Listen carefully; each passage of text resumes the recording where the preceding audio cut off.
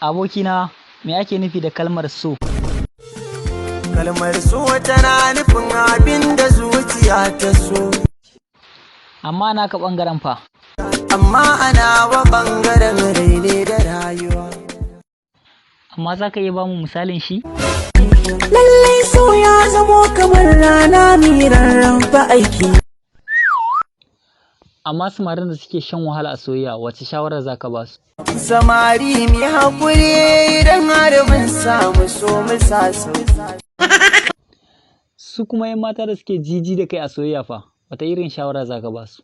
Mata mai haƙuri idan har mun samu so mu sa sauki. To mun gode, amma za ka iya faɗa wa masoya sunanka? Ni a maso.